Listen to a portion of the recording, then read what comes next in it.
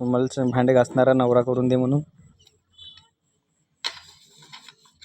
मी video पाहतो म्हणून मी सांगितलं तुम्हाला. समजलं? काय समजलं तर म्हटलं बाप्पाला म्हणते पप्पा पप्पा म्हणले भांडे घासणारा नवरा करून द्या. मला एक भांडे घासा लागते.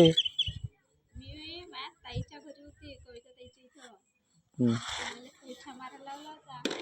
मला लवकर लवकर पोछा मारून झाले.